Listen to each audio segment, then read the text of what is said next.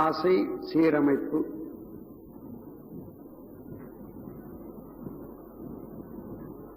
ஆசையை பற்றி விவரிக்காத நூல்களே இல்லை என்று கூறலாம்.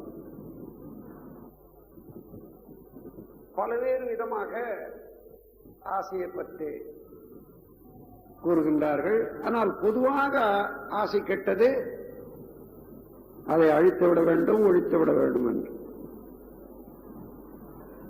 ஆனால் இயற்கைக்கு முரணான எண்ணம் ஆசையை அழித்து விடுவது, ஒழித்து விடுவது. ஆசை என்பதே உடலும் உயிரும் இயங்கும் போது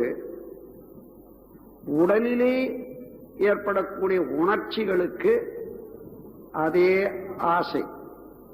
எந்த பொருளை கொண்டு, எந்த செயலை கொண்டு அந்த உணர்ச்சிகளை சமப்படுத்திக் கொள்ளலாம் என்று பொருட்களை தாவி நிற்பதே ஆசைதானே.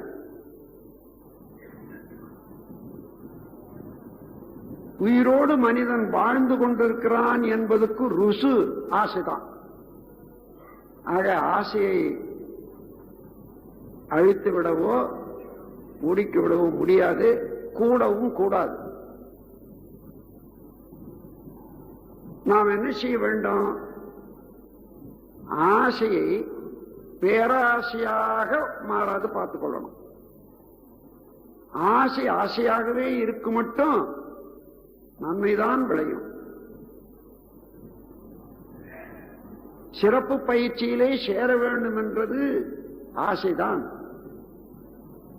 அதனால் அறிவுக்கு விருந்து, வாழ்வுக்கு ஒரு நல்ல தெளிவு பெற வேண்டும் என்றது அந்த ஆசையோடு வந்திருக்கிறோம். ஆனால் இது தேவையில்லை, ஆசையை அழித்து விட்டால் நல்லது என்றால் எப்படி? ஆகவே ஆசை என்பது நல்லதுதான், இயல்பானது. அதை அளவுக்கு மீறிய ஆசையாக, பேராசையாக, அதை அவா என்று சொல்வார்கள். பேராசையாக மாறாது பார்த்துக் கொள்ளணும், அது போதும். இதற்கு உறவு துறவு என்று இரண்டு வகையில இதுவரையில வந்த பெரியார்கள் பேசியிருக்கின்றார்கள். உறவு என்பது பற்று என்றும், அந்த பற்றை விட்டு வாழ்வது துறவு என்று சொல்வார்கள். உறவில்லாத வாழ முடியுமா? முடியாது. ஏனென்றால் உடலும் உயிரும் இருக்கிற வரையில இந்த உடலுக்கு ஏற்படக்கூடிய பசி, வெப்பதட்ட ஏற்றத்தாழ்வு, உடல் கழிவு பொருட்கள் உந்துவேகம் என்ற மூன்று சமப்படுத்திக் கொள்வதற்கு உணவு வேண்டாம், இருக்க இடம், உடுக்க உட, இன்னும் மற்ற வசதிகள் எல்லாம் வேண்டும்.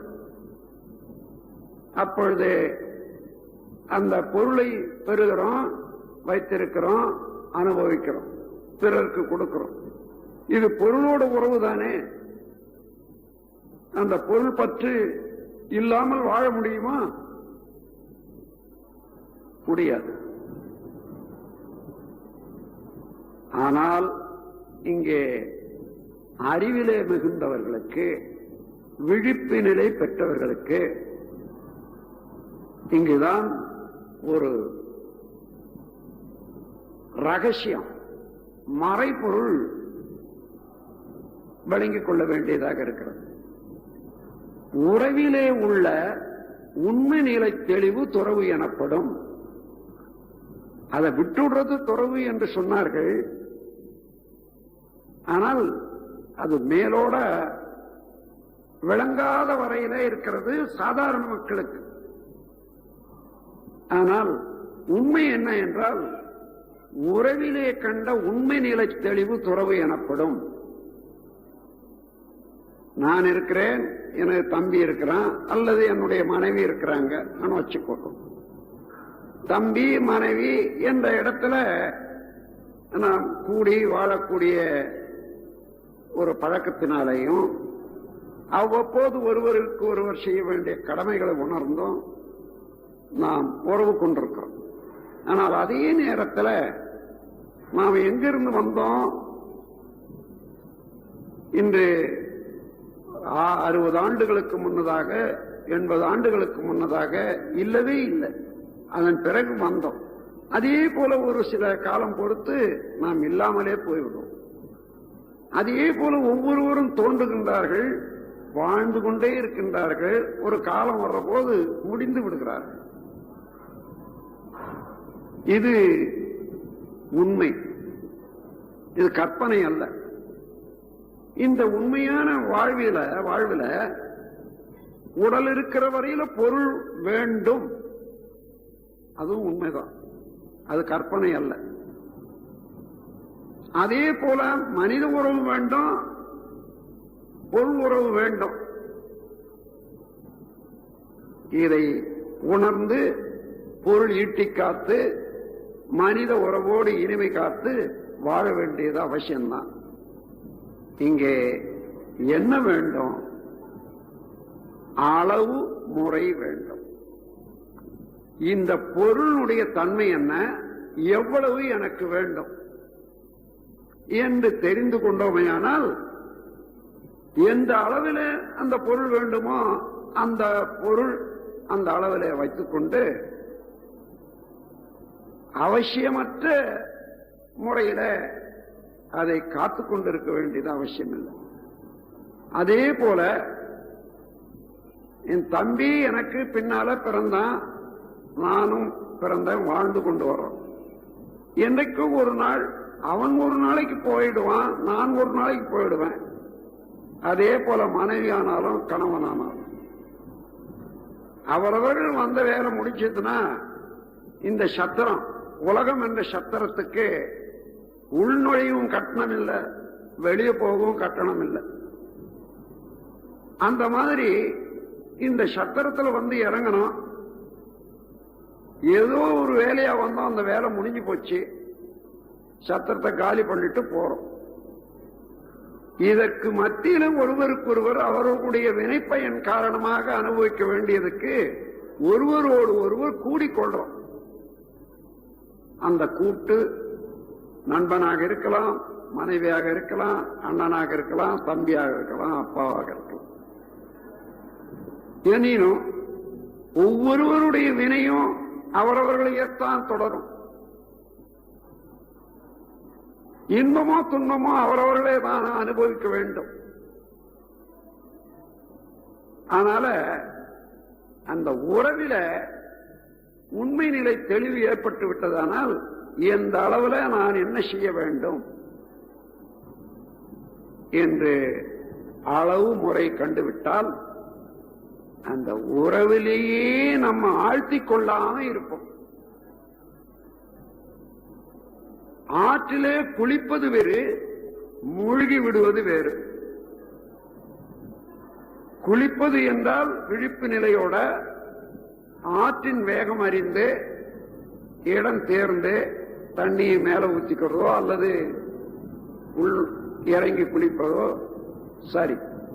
ஆனால் விழிப்பு நிலையற்று ஓடுற தண்ணீரை நாம் உள்ளே புகுந்து விட்டால் என்ன ஆகும்? அதுபோன்று பிறப்பின் நோக்கம் கெடாது, வாழ்க்கையிலே வளம் கெடாது, மனமும் உடலும் கெடாது. எந்த மக்களோடும் உறவை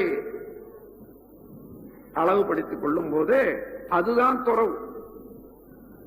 துறவு என்றால் எல்லாவற்றையும் விட்டு விட்டு ஓடிவிட வேண்டிய இடத்தை விட்டு என்று சொல்லுகிறார்களே, அது ஏமாற்றம் தானே தவிர அது துறவு ஆகாது.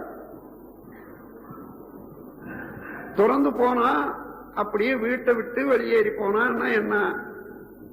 இங்கே முன்ன பின்ன வாங்கின கடனை பாதிக்காத இருக்கிறதுக்காக ஒரு எஸ்கேபிசம், வழிக்கு ஓடுதல், அவ்வளவுதான். அது மாத்திரமா? இங்க அதிகாரமா சாப்பிட்டு கொண்டு இருந்தது இன்னும் சிலருக்கு நன்மை செய்யக்கூடிய அளவில் இருந்திருந்தானே அந்த வாய்ப்பெல்லாம் இழந்து வேற ஒரு இடத்துல அடிமையாகிறதோ அல்லது பிச்சை எடுத்து சாப்பிடுறதோ, அவ்வளவுதான். இதுவா துறவு? அப்படி அதையெல்லாம் துறவு என்று எண்ணிக்கொண்டிருந்த காலம். அந்தகளே, உறவிலே உள்ள உண்மை நிலை தெளிவு துறவு எனப்படும் என்று ஒரு சூத்திரம் கொடுத்திருக்க. இங்கே ஆராய்ச்சிக்கு எடுத்து இங்க ஆழமான ஆராய்ச்சி. அடுப்புல சாதம், அரிசி, தண்ணி வச்சு வேக வைக்கணும்னு வைக்கிறாங்க. அதே போல காய்கறிகளை வச்சு வேக வைக்கணும்னு வைக்கிறாங்க. நெருப்பில்லாத முடியாது. அதுபோல நெருப்பின் உறவு இல்லாத அது வேகாது. எது வரையில இருக்கணும்? அந்த நெருப்புல வெந்து பக்குவமாகிற வரைக்கும் இருக்கணும். வெந்து பக்குவம் ஆன பிறகு என்ன செய்யணும்? அந்த நெருப்பை விட்டு விலக்கி விடுறோம், எடுத்து விடுறோம். அதே போன்று உணவு உண்டு கொண்டே இருக்கிறோம். ஒரு அளவு வருகிறது, இதற்கு மேல சாப்பிட்டா உடல் கெட்டுவிடும் என்று தெரிகிறது. அங்கே நிறுத்தி விடும். உறவு இருக்கிறது, அந்த உறவு விட்டு விடல, அந்த உறவுல அளவு கொள்றோம். அதுதான் துறவு. பற்றி கொண்டு இல்லை. ஓ, இவ்வளவு சுவையா இருக்கிறது இந்த உணவை, இதை எப்படி நிறுத்தி விடுறது என்று சொன்னால் அதுதான் பற்று. தேவையுள்ள வரையிலே உண்டு கழித்த பற்று அல்ல, கடமை. இந்த உடலுக்கு செய்ய வேண்டிய கடமை அது. கடமையெல்லாம் அது பற்றாகாது. ஆகையினால அந்த கடமையை மனதிலே கொண்டு அல்லது நிலைமையை இன்னும் கொஞ்ச நேரம் அதை அடுப்பிலேயே வச்சு வச்சா என்ன ஆகும்? அடி காஞ்சி விடும். அதனால அங்க எடுத்து விடும். இது போன்று நீங்கள் நன்றாக கவனித்தீர்களே ஆனால் எங்கே எங்கே அளவுக்கு அதிகமாக உறவு, நாம் மயங்கிய நிலையிலே உறவு கொள்கிறோமோ அங்கெல்லாம் ஒரு சிறிது பிரிவு வந்தாலும் கூட ஆற்றாமை வந்து விடுகிறோம். என்னுடைய வாழ்க்கையில எத்தனையோ பேரை சந்தித்திருக்கிறேன். குடும்பத்தவர்கள் ஒரு குழந்தை இழந்த காலத்தில் அவர்கள் மனம் துடிப்பு, வருத்தம் எந்த அளவில் இருக்கிறது என்று சொல்லவே முடியவில்லை. பிரிவாற்றாமை என்பது மனிதனுக்கு இயல்பு. காரணம், இந்த உடலிலே இருந்து உற்பத்தியாகி அது தன்னுடைய ஆற்றலை கொண்டு வளர்த்த ஒரு குழந்தை திடீரென மறைந்து விட்டால் அந்த பிரிவாற்றாமை இருக்கும் தான். ஆனால் அதற்கு மேலாக ஒரு உண்மை இருக்கிறது. குழந்தைகள் மரணத்திலே ஒரு பெரிய உண்மை மறைந்திருக்கிறது. இவர்களுடைய வினை தொடர் ஒன்று இருக்கிறது. அந்த வினை கழிய வேண்டும். ஒரு குழந்தையாக உருவாகி அவர்கள் உடலிலே இருந்து உற்பத்தியாகி விட்டது. சில வினைகள் நோயாக உடலிலே உற்பத்தியாகும். அது துன்பத்தை தரும். அதன் பிறகு நோய் தீரும் அல்லது ஆளே தீர்ந்து விடுவாங்க. சில வினைகள் இவ்வாறு வினையின் தொடராக ஒரு குழந்தையாக வரும், வளரும். இன்னும் வாழும்போது பிற்காலத்துக்கு நன்மையை செய்து தன்னுடைய முதுமை காலத்தில் உள்ள ஒரு குறைபாடு இல்லாம பார்த்து கொள்ளவும் செய்யும். ஆனால் சிலது மத்தியிலேயே போய்விடுகிறது என்று சொன்னால் 12 ஆண்டுகள் வரையில அந்த ஒரு குழந்தைக்கு தனி வினை பயன் என்பது இருப்பதற்கு இல்லை. அதுவரையில முன்தொடர்பாக வந்த சஞ்சித கர்மத்தின் படித்தான் அதனுடைய இயக்கங்கள் இருக்குமே தவிர பிராரப்த கர்மம் என்பது அதற்கு இல்லை. அந்த பதிவு கிடையாது. அதைத் தொடர்ந்துதான் ஓடிக்கொண்டிருக்கும். அந்த வினை முடிந்தவுடனே அந்த குழந்தைக்கு ஆயுள் முடிந்து விடுகிறது. முடிந்து விட்ட பிறகு என்ன உண்மை என்று நினைக்கின்றீர்கள்? அந்த உயிர் பெற்றோர்களிடமே வந்து அடங்கி விடுகிறது. அன்றே மோட்சம்தான். மற்ற வளர்ந்த மக்களுக்கு ஒருவர் இறந்து விட்டால் அதை சடங்கு செய்யணும், அல்லது இன்னொரு ஏற்றுக்கொள்ளணும், இல்லைன்னா இன்னொரு ஆண்டு தொத்திக் கொள்ளும் என்றதெல்லாம் இருக்கிறது. அது குழந்தைகளுக்கு இல்லை, அது தெய்வமாகவே இருக்கிறது. அதோடு புனிதப்பட்டு விட்டது, வினை முடிந்து விட்டது, பெற்றோரிடமே தான் சேர்ந்து. இந்த உண்மையை உணர்ற போது என்னுடைய வினையின் விடிவு காலம் முடிந்து விட்டது என்ற தெளிவு இதுவரையில் நமக்கு பெரியவர்கள் எடுத்து சொல்லி விளக்கி இருந்தார்களே, ஆனால் அந்த வருத்தம் வராது. ஒரு குழந்தைகளுடைய மரணம் ஒரு தெய்வீக ஒரு விளைவு. தானா நம்முடைய விருப்பத்தினாலே ஏற்பட்டதல்ல, இயற்கையாகவே ஏற்படுகிறது. அந்த உண்மை உணர்ந்து விட்டால் சிறிது காலம் துன்பம் இருந்தாலும் அந்த துன்பத்திலே இருந்து தன்னை மீட்டுக் கொள்ளலாம். அது மீட்க முடியாமல் தவித்துக் கொண்டிருக்கக்கூடிய அன்பர்களை நான் பார்க்கிறேன். காரணம் என்ன? மனம்தான். உண்மை நிலை தெளிவு இல்லாதனால அந்த உறவிலேயே தன்னை ஆழ்த்திக் கொண்டு அந்த குழந்தை போன பிறகு இறந்துபட்ட அன்னையும் உண்டு, இறந்து விட்ட தந்தையும் உண்டு. அந்த அளவிலே முடிந்து விடுகிறார். இவ்வாறு பற்று என்று கொள்ளும் போது அளவுக்கு மீறி உண்மை உணராமல் பற்று வைத்தால் ஒவ்வொருவரும் அவருடைய வினையின் காரணமாக பிறக்கின்றார்கள். அந்த வினை தொடர் வழியே தான் வாழ்கின்றார்கள். மேலும் வினையை முடித்துக் கொள்வதற்காக அவர்கள் எடுக்கக்கூடிய முயற்சிக்கு ஏற்ப அந்த வாழ்வு அமைகிறது, திருந்துகிறது. மேலும் இந்த பிறவி கடல்ல இருந்து அவர்கள் எந்த அளவு நீந்துகிறார்களோ அந்த அளவுதான். வினைப்பயனே ஒரு தேகம் கண்டாய் என்று சொல்வார்கள். எனவே அந்த முறையில இந்த கர்மயோகம் என்ற முறையை எடுத்துக்கொண்டு நாம் ஆராய்ந்து பார்த்தால் வினையின் வலு தெரியும். எந்த செயல் செய்தாலும் அந்த செயல் 4 இடங்களிலே பதிந்து கொண்டு மீண்டும் மீண்டும் அதற்குரிய தொடர் விளைவுகள் வந்து கொண்டே இருக்கும் என்று எண்ணிய போது நாம் செய்த செயல்கள் எல்லாம் தெரிந்தோ தெரியாததோ அது விட்டுவிடுமா? விடாது.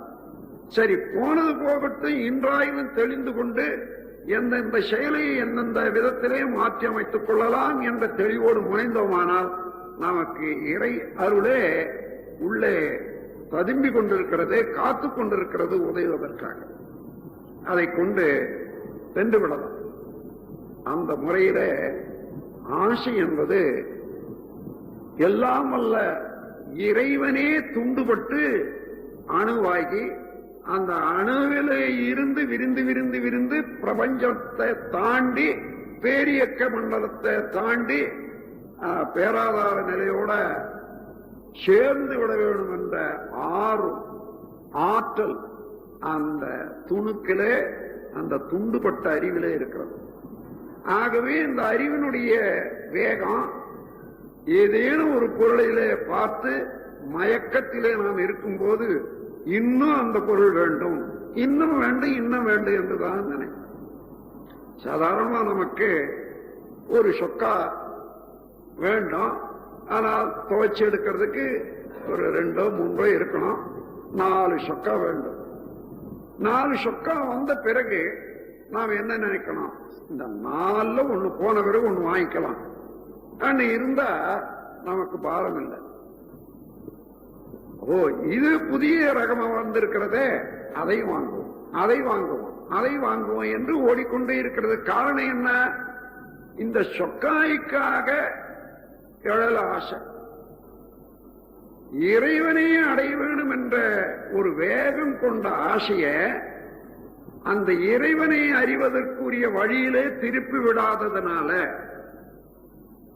அங்கே போய் அதற்கு ஒரு இணைப்பு கொடுக்க முடியாததுனால, வாய்ப்பில்லாததுனால, வழிகாட்ட தெரியாதவர், வழிகாட்டக்கூடியவர்களோட நாம் தொடர்பு கொள்ளாததுனால இந்த தேக்கமுற்ற ஆசை எந்த பொருள் கண் மீது படுகிறதோ, எந்த பொருள் நம்ம கருத்து கெட்டுகிறதோ, எந்த இன்பத்திலே நாம் தொடர்பு கொள்றோமோ அதுவே வேண்டும், அது இன்னும் வேண்டும், இன்னும் வேண்டும் என்று அங்கேயே வளருகிறோம். அப்பொழுது ஆசையை ஒழிப்பதற்கு அல்லது முறைப்படுத்துவதற்கு என்ன வேண்டும்? உண்மை உணர்வு வேண்டும், பரம்பொருள் உணர்வு வேண்டும். அப்படி உணரும் போது நானே தான் அவனாக இருக்கிறான், அவனே தான் நானாக இருக்கிறேன் என்ற அளவுல அவனோடு கலந்து விட்ட அறிவுக்கு அதைவிட தாண்டி என்ன வேண்டும்? மலையில புறப்படுகிறது ஓடை, சிறுக சிறுக பெரிதாகி ஆறாகி வருகிறது. குட்டை, குளம், ஏரி, அணைக்கட்டு எல்லாம் தாண்டியும் மேலும் ஓடுகிறது. ஏனென்றால் அதனுடைய வேகம் கடைசியாக கடலிலே கலந்து விடுகிறது என்று வைத்துக் கொள்ளுங்கள். இங்கெல்லாம் இருந்த வேகம், தடுக்க முடியாத வேகம், தடுத்தாலும் நின்று நின்று மீண்டும் பெருக்கெடுத்து ஓடிக்கொண்டே வந்த வேகம் கடலிலே கலந்த பிறகு எங்கே போயிற்று? அங்கே அதை அடைய வேண்டும் என்பதுதான் கடலிலே தான் பிறந்தது. கடலிலே இருந்து ஆவியாகி மேகமாகி மழை பெய்தது மீண்டும் கடலை நோக்கித்தான் வர வேண்டும், எங்கே இருந்தாலும் தண்ணி. அதே போன்று எந்த ஜீவனாக இருந்தாலும் அது இறைநிலையை நோக்கியேதான் போய்கொண்டிருக்கிறது. அதனால புலன்கள் அளவில் விடும்போது அந்த நோக்கத்தை இன்னும் வேண்டும், இன்னும் வேண்டும் என்று வருது. அந்த இன்னும் வேண்டும் என்பது மனிதனிடத்திலே வந்த அறிவு, ஆறாவது அறிவுக்குத்தான் இறைநிலை அடைய வேண்டும் என்ற வேகம் அதிகரிக்கிறது. ஆகையினால மனிதன் என்றத்தான் ஆசை பேராசையாக மாறும். மனிதன் தான் தடுக்கணும், உணர்ந்து தடுக்கணும். ஆகவே ஆசையை ஒழித்துவிட முடியாது, ஒழிக்கவும் கூடாது, ஒழிக்க முடியாது. அந்த எண்ணத்தையே ஒழிச்சு விடணும். என்ன வேண்டும்? அப்போ முறைப்படுத்திக் கொள்ள வேண்டும், அளவு கட்டிக் கொள்ள வேண்டும். நமக்கு என்ன வேண்டும்? பொருள் மேலே ஆசை போகட்டும், ஆனால் சரி இது எவ்வளவு வேண்டும் என்று யோசித்து பார்ப்போம். அவ்வளவு 10 பழம் சாப்பிடுவோம் இன்னைக்கு நாளைக்கு. அந்த 10 பழத்துக்கு மேல 25 பழம் இருக்கிறது என்று சொன்னா அதுக்கு மேல அது இருந்தா கெட்டுதான் போகும். அதுக்கு மேல உண்ணக்கூடியவர்களுக்கு கொடுப்பதுதானே வேண்டும். அப்போ ஆசை நிறைமனமாக மாறிய உடனே மிச்ச பொருள் சேர வேண்டிய இடத்துல சேருவதற்கு ஈகையாக மாறிவிடுகிறது. தனக்கு அளவு போது என்று எண்ணிய உடனே அது நிறைந்து போகிறது. மனம் இன்னும் வேண்டும் என்பது போச்சு. அதுக்கு அடுத்தபடியாக மீதம் உள்ளது மற்றவர்களுக்கு சேரட்டும் என்ற போது ஈகையாக மாறுகிறது. இந்த இடத்துல ஒரு வகையில நட்டமும் குறைந்து விட்டது, இன்னொரு வகையில லாபமும் வருகிறது. அந்த முறையில நம்முடைய ஆசையை ஒழுங்குபடுத்த வேண்டியதுதான் அவசியம். அது எப்படி ஆசையை அடக்க முடியும், ஒழுங்குபடுத்த முடியும் என்று மலைக்கவே வேண்டாம். நம்முடைய மனம் இருக்கிறதே புலன் வழியிலேயும் இயங்கும், பொருளை நோக்கி விண்வழியிலேயே இயங்கும், பிரபஞ்சம் முழுவதிலும் கலந்து நின்று மெய் வழியிலேயே இயங்கும். எல்லாம் வல்ல முழுமுதற் பொருளே எல்லாமாக இருக்கிறான். எல்லா இடத்திலையும் அவனை அறிவாக இருக்கிறான். அந்த இடத்துல நானும் இப்படி இருக்கிறேன். எனக்கு வேண்டியது எல்லாம் கிடைத்துக் கொண்டிருக்கிறது. நானும் என்னுடைய ஆற்றலை எந்தெந்த வகையில மற்ற உயிர்களுக்கு செய்யணுமோ செய்து கொண்டிருப்பேன், செய்து கொண்டிருக்கிறேன் என்ற போதுதான் நிறை மனம் உண்டாகும். நம்ம வாழ்க்கையில பார்ப்போம், ஏதேனும் குறைவு உண்டா என்று பார்த்தால் இல்லவே இல்லை. எப்போ குறைவுன்னு நினைக்கிறோம்? நல்ல வயது வந்த பிறகு பொருள்ல மேல இன்னும் வேண்டும் என்ற எண்ணம் வர்ற போது அங்கதான் குறைபாடு உண்டாங்க. சிறு குழந்தையில பசி எடுத்தது அழுதோம், பால் கொடுத்தாங்க தூங்கணும், அப்படிதான் இருக்கும். அப்படி இருந்துதான் வர வர வர வர வர இன்னும் வேண்டும் இன்னும் வேண்டும் என்றது வந்தது. அந்த இடத்திலேயே இந்த கல்வி, ஆசையை பற்றி எண்ணத்தை பற்றிய கல்வி நமக்கு கிடைத்திருக்குமே, ஆனால் இந்த உலகமே அமைதி நிலைக்கு வந்திருக்க முடியும். இன்னும் வேண்டும் என்ற எண்ணம், அளவுக்கு மீறி ஆசை, அது தடுக்கும் போது சினம். அதே பொருளை பற்றி பற்றி நின்று கொண்டு பிறரை எடுக்கக்கூடாது, பிறர் பொருள் எனக்கு வேணும் என்ற போது கடும்பற்று. அதுவே பால் உறவில மிதமிஞ்சி ஓடும்போது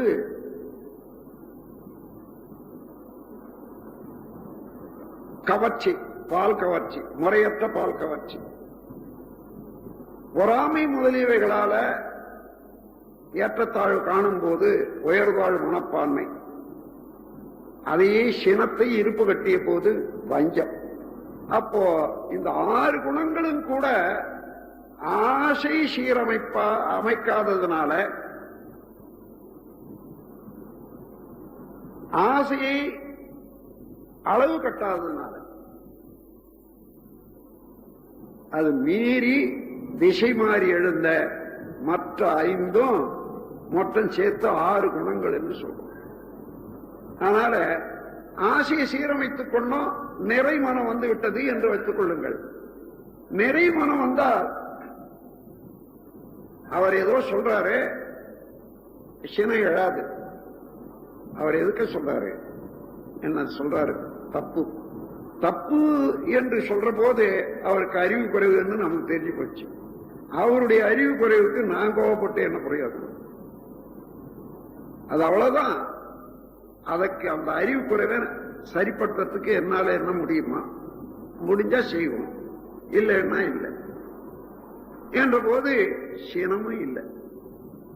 அதே போல கடும்பற்று இல்லை, உயர்ந்தாள் மனப்பான்மை, மஞ்சம் எதுவுமே இல்லை. ஆசை மாத்திரம் நிறைமனமாக மாற்றி விட்டோமான. அப்படி நிறைமனமாக மாற்றுவதற்கு இந்த ஆசை எப்படி எழுதுன்னு பாருங்க. அது விட்டு விட்டதுனால எந்த நேரம் ஒரு குடும்பத்துல நாம் 5 பேர் 10 பேர் இருக்கக்கூடிய குடும்பத்துல ஒவ்வொருவருடைய செயல் அல்லது பொருள் ஆற்றல் நமக்கே வரணும்னு விரும்புறோம். ஆனா நமக்கு தெரியல. இப்ப நான் எடுத்து காட்டுறேன். என் பையன் இரவு பகலா படிச்சு 90 மார்க் வாங்கணும் என்ன அவனுடைய ஆற்றல் இவன் எண்ணம்படி நடக்கணும் என்ற.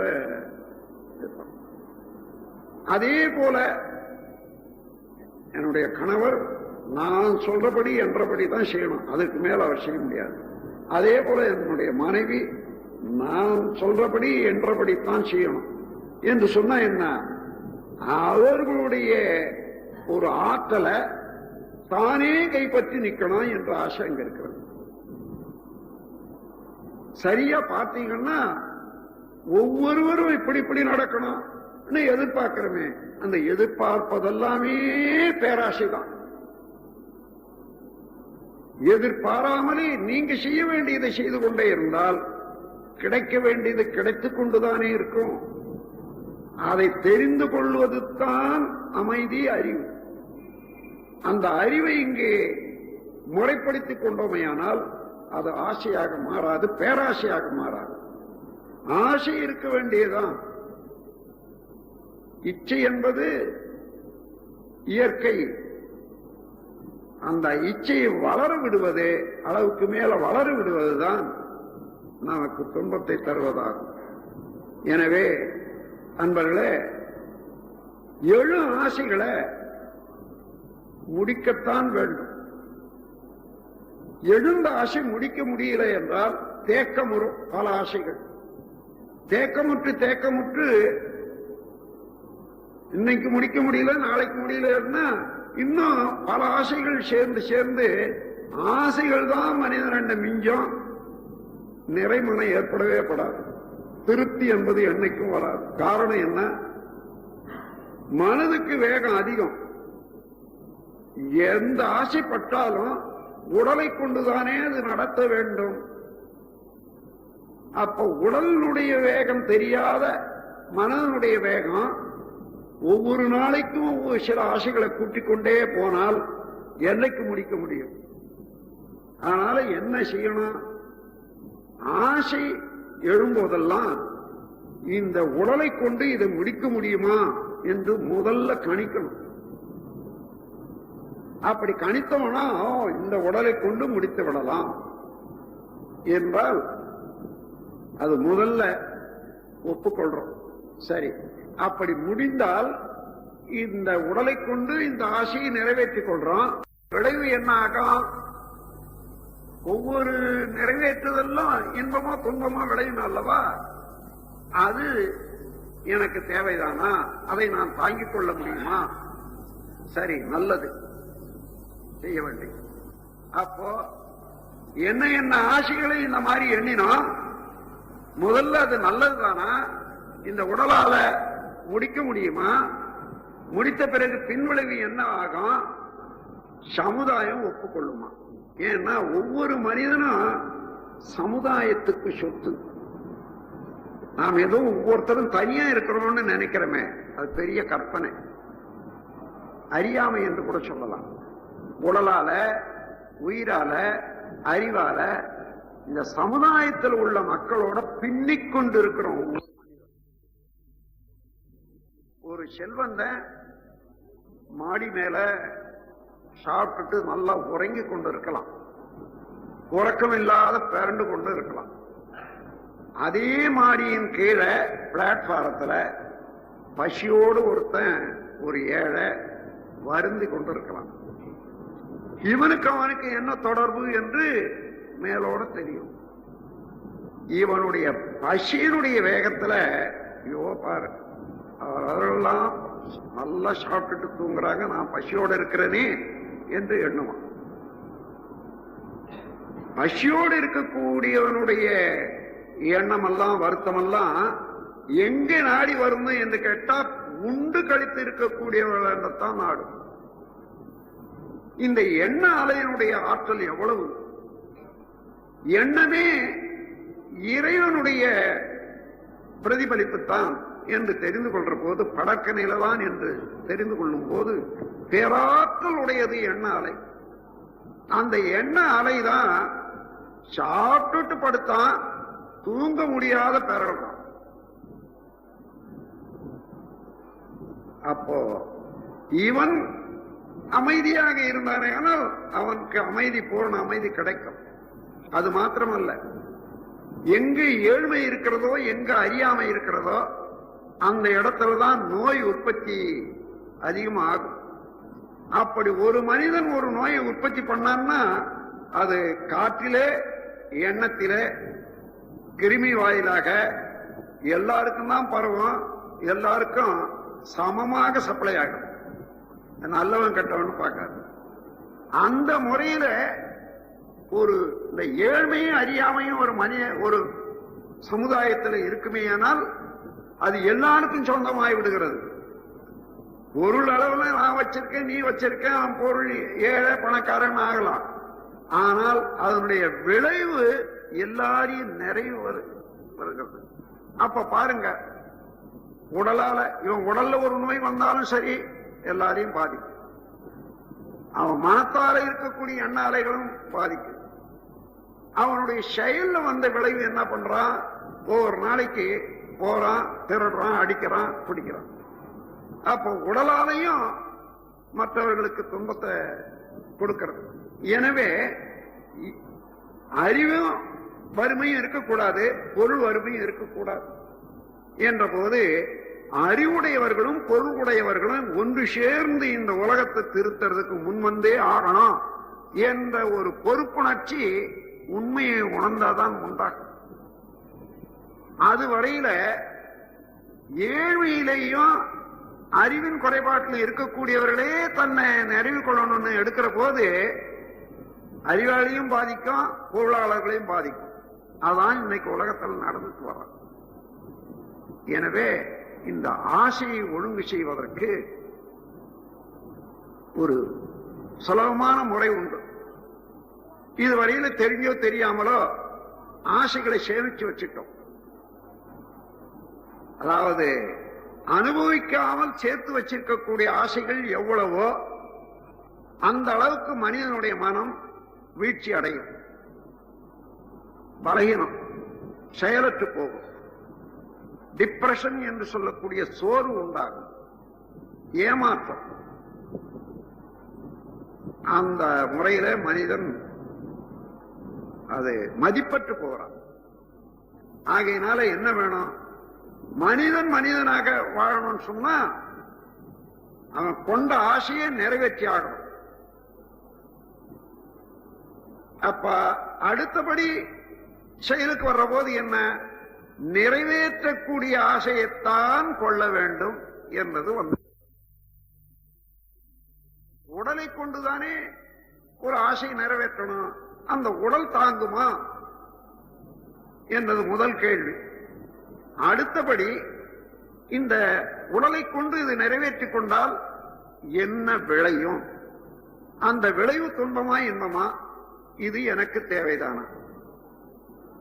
மூன்றாவது, இதை நான் நிறைவேற்றிக் கொள்ளும் போது சமுதாயத்திலே உள்ள மக்கள் அதை ஒத்துக்கொள்வார்களா?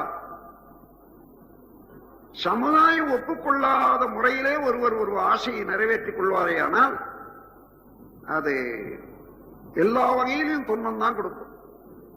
ஆகையினால சமுதாய ஒப்புதலோடத்தான் ஒரு ஆசையை நிறைவேற்றிக் கொள்ள முடியும். கடைசியாக இயற்கை, அறிவு. இயற்கையிலே எந்த செயலுக்கும் ஒரு விளைவு உண்டு. அந்த விளைவு பதிவாகிறது, இன்ப துன்பம் தருகிறது, மீண்டும் மீண்டும் மீண்டும் அது பிறவிக்கே வழிவகுக்கிறது. ஆகவே இந்த ஆசை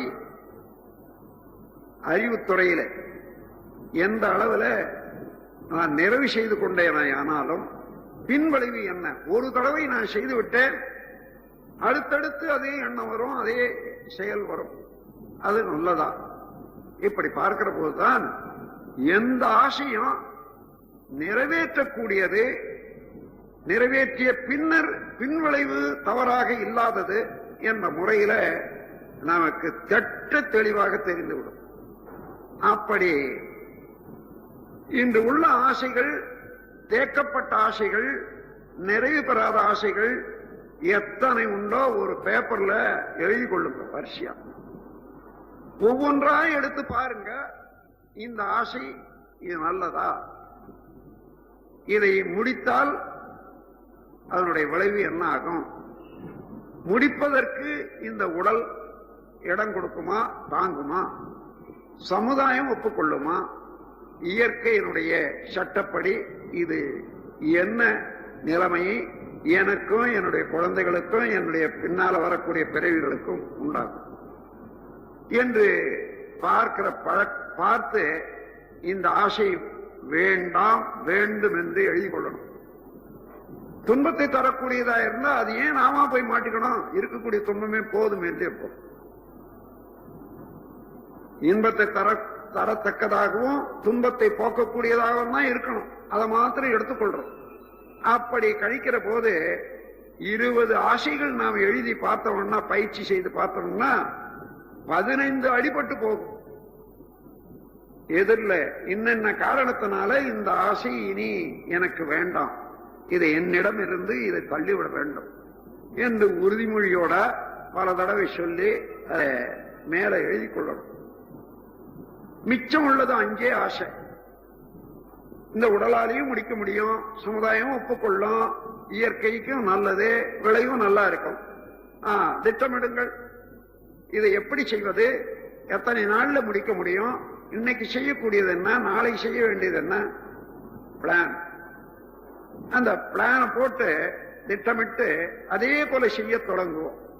மத்தியில அந்த ஆசை இந்த ஆசை என்றெல்லாம் வந்தாலும் இந்த சட்டத்தின் கீழவே அது தேவைதானா என்று எண்ணும் போதே அது நமக்கு தெரிந்து. ஏற்கனவே இந்த 5 விதமான ஆசைகள் நமக்கு உண்டு, அவைகளெல்லாம் முடிக்க வேண்டாம், அதற்கு ஒத்ததாக இருக்குமேனால் வரட்டும், இல்லையானால் உள்ள விடுறதே இல்லை என்ற போது ஆசைக்கு அளவு கட்டியாகும். இங்கேதான் நிறைமனம் என்பது உண்டாகும். அந்த நிறைமனம் உண்டானால்தான் இறைநிலை என்பது மனிதனுக்கு புலப்படும். அப்படி இல்லை, நிறைமனம் உண்டாகவில்லை என்றால் அது வரையில இறைநிலையும் தோன்றவே தோன்றாது. இதற்காக ஒரு கதை சொல்வாங்க. ஒரு அறிஞர், அறிவாளி, சிந்தனையாளன் இறைநிலை உணர வேண்டும் என்ற ஒரு பேரார்வத்தோடு பல சன்னியாசிகள், பல ஞானியர்கள் போனான். யாரு ஏதோ சொன்னாங்க, அவனுக்கு போதிய அளவுக்கு திருப்தி இல்லை. கடைசியா ஒரு ரெண்ட வந்தான், ஐயா நான் இறைவனை அறிய வேண்டும், அடைய வேண்டும். அடையப்பா அது சுலபமாச்சே, ஏன் எவ்வளவு கஷ்டம்? இல்ல இல்ல, நான் எவ்வளவு நாளா தேடிக்கிட்டு இருக்கேன், ஒண்ணும் இல்லை, அது ரொம்ப சுலபம் சொன்னான். ஆனா அதற்குரிய வழியே நீ நடந்து போகணும்.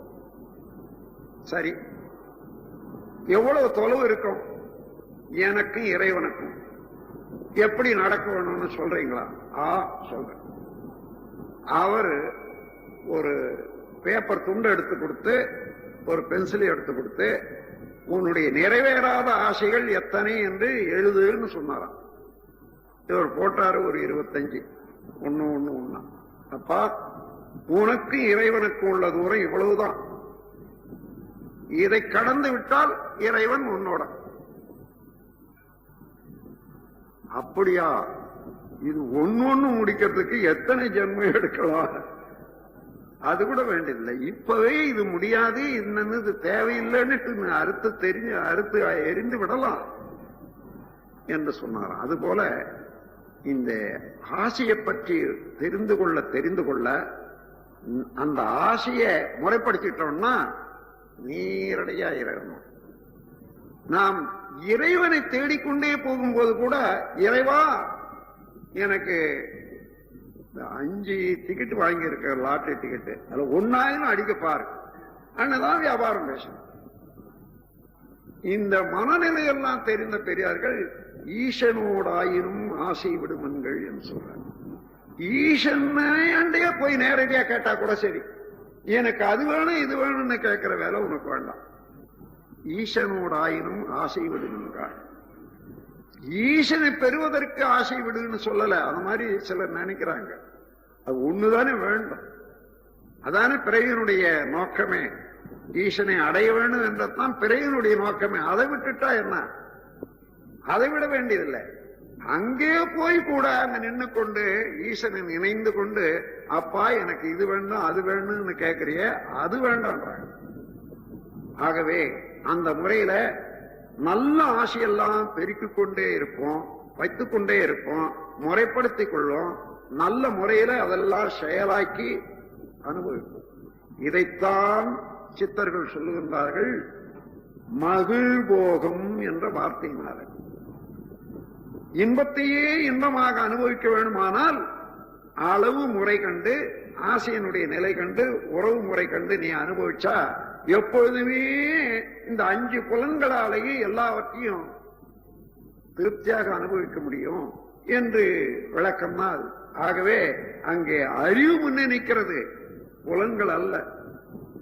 மகிழ்போகம் என்ற போது புலன்கள் மூலமாக அனுபவிச்சாலும் அறிவு முன்னே நின்றால்தான் இது எவ்வளவு வேணும், எது வேண்டும் எது வேண்டாம் என்று 2 கண்டு நச்சுகளை இச்சைகளை ஒதுக்கி தள்ளி நலமே எண்ணமே மீதம் கொள்ள வேண்டும் என்ற முறையில இவ்வாறு ஆசைகளை நீங்க முறைப்படுத்தி கொள்வது சிறு ஒரு 2 நாள் எழுதி பயிற்சி செய்யும். ஒரு ஆசை எழுந்தது எடுத்துக்கிறது, இந்த ஆசை இது உடலா, இது நல்லதா, அவசியம் தானா? உதாரணமாக ஏற்கனவே 8 வீடு உங்களுக்கு இருக்கு, இன்னைக்கு பக்கத்து வீட்டுக்காரன் வித்துறான்னுட்டு அதையும் வாங்கலான்னு நினைக்கிறீங்க. இது அவசியம் தானே? எனக்காக 8 வீடு இருக்கு, இன்னும் 8க்கு மேல 9 எதுக்காக எண்ணும் போது தேவையே இல்லை. தேவையில்லாத போய் மாட்டிக்கிட்டு அவஸ்தைப்படுவானே. அதனால அங்கேயே ஒதுக்கி விடலாம். அதன் பிறகு சரி, இப்ப அந்த ஆசையே என்னால முடிக்க முடியுமா? ரெண்டாவது, என் கையில் இருக்கக்கூடிய பணம், அதை கொண்டு என்னென்ன செய்யலாம், அதை நிர்வாகத்துல, இந்த உடலால அதை நிர்வாகத்துல கொண்டு வர முடியுமா? ஏற்கனவே 5 தொழிற்சாலை இருக்குது, இன்னும் 2 தொழிற்சாலை வச்சா இந்த உடல் அங்கேயும் போகவும் வரவும் முடியுமா என்று பார்க்கிற போது